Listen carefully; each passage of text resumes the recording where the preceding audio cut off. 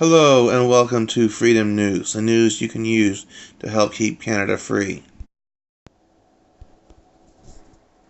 From the National Post, charge being dropped against Mark Norman would be major victory for senior naval officer. Prosecutors are expected to withdraw a criminal charge against Vice Admiral Mark Norman, providing a major victory for the senior naval officer, who has always maintained his innocence in advocating for the government to build a naval supply ship.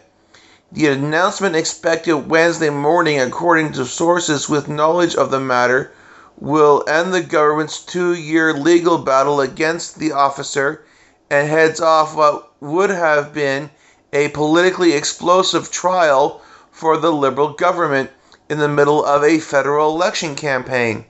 The Public Prosecution Service of Canada took the unusual step Tuesday evening of advising journalists that they might want to attend an already scheduled appearance at Norman's pre-trial hearing Wednesday morning in Ottawa.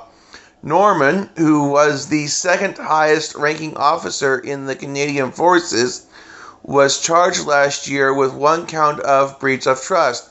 The RCMP alleged Norman tipped off Davie Shipbuilding in the fall of 2015 that the Liberal government was considering delaying a project in which the Quebec firm would convert a commercial ship into a much-needed supply vessel for the Royal Canadian Navy. Details about the government's decision were also leaked to journalists, and the resulting embarrassment, along with $89 million in financial penalties that would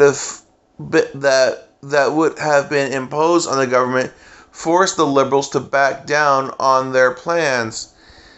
In pre-trial hearings over the last year, defense lawyer Marie Heinen has been methodically building an argument that the Liberal government had politically interfered in the case and that its officials had ignored subpoenas to disclose documents relevant to the matter.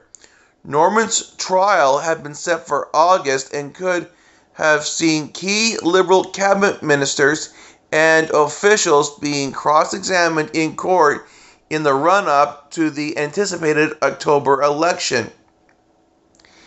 In documents filed during the pre-trial process, Norman's lawyers took aim at a key cabinet minister, focusing on allegations about Scott Bryson's links to the powerful Irving family, which owns Irving Shipbuilding, and his role in the Liberal government's plan to delay the Davie contract. Bryson, who has retired from politics, has denied any wrongdoing, and Irving has denied allegations it engaged in any political meddling to undercut its rival shipyard.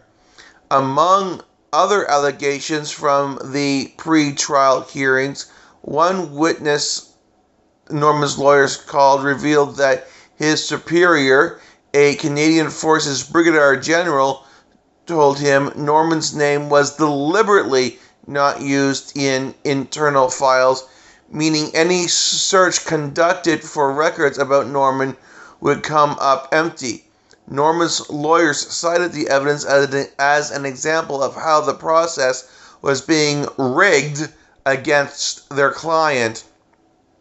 Heinen has been working on bringing forward an abuse of process motion that would have been argued sometime in late May.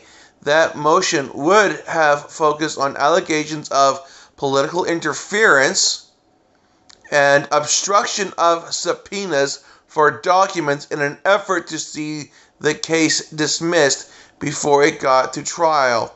Norman's lawyers were also in the midst of fighting against redactions on a series of government documents they believe could be key for his defense, including memos drafted for Prime Minister Justin Trudeau on the case and a flurry of emails sent by Trudeau's senior advisors last fall. Trudeau had predicted on 2 different occasions that Norman would wind up in court, even though at the time the naval officer had not been charged.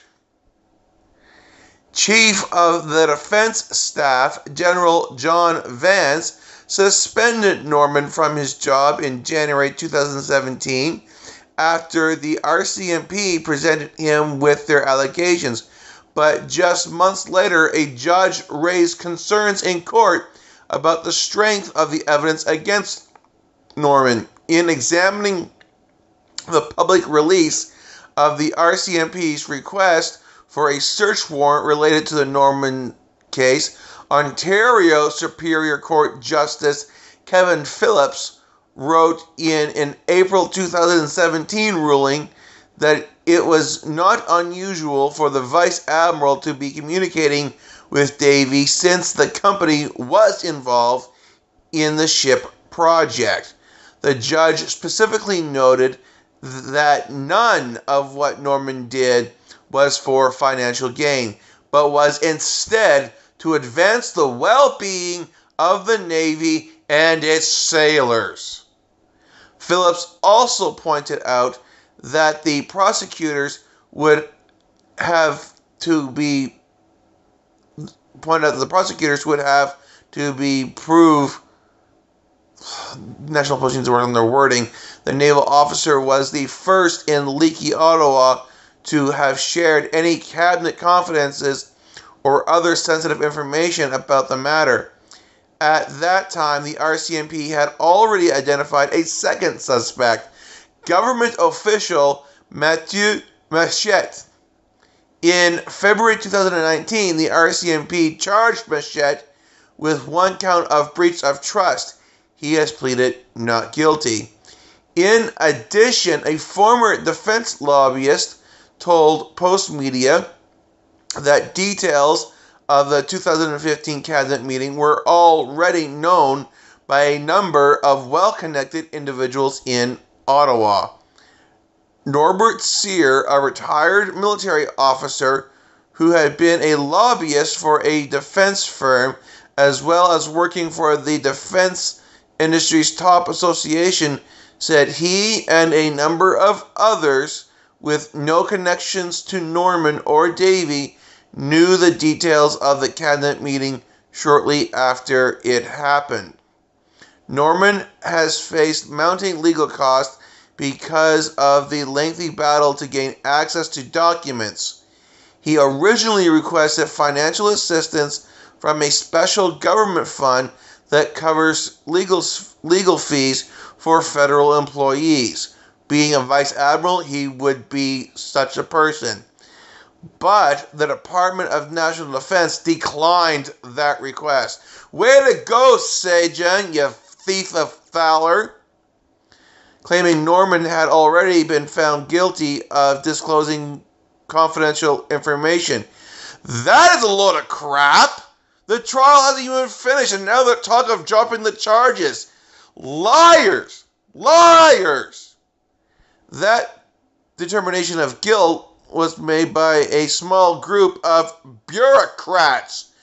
Bureaucrats, not judges. Bureaucrats are not judge, jury, and executioner. They are nothing but public servants, slaves, if you will. They serve the this government is so corrupt. They did not conduct any investigation, and D&D has declined to say how it arrived at this determination of guilt. I know how they arrived at it. That's what they were told by His Highness Trudeau.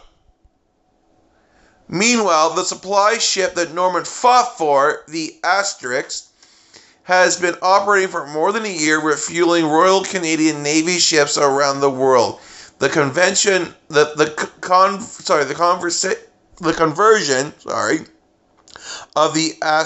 Asterix is a rare example of a defense project that was delivered on time and on budget, military officers say. Well, whoop-de-freaking-do, yet a man's reputation has been tarnished completely and also that the Prime Minister and his illegitimate government can somehow save face. Well, too little, too late. You've already done screwed up. The only reason now that the Crown could be considering dropping charges is to really try and save face, because we know that a Liberal MP is set to testify on behalf of the defense. In other words, against the very government that he was once a part of. The truth still needs to come out. That's at least 2 public inquiries that really do need to take place. One on SNC-Lavalin, the other on the Mark Norman trial, and what exactly is the Prime Minister hiding? Andrew Scheer has said it before, and it bears repeating. This government cannot be redeemed. It can only be defeated. And it is up to us, the voters, to make sure that this government is defeated come October 21st, 2019.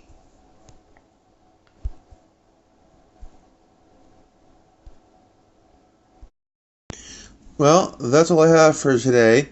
Like if you like, share, comment, and of course, subscribe. And remember, working together, we can help keep Canada free. Thank you, and have a good day.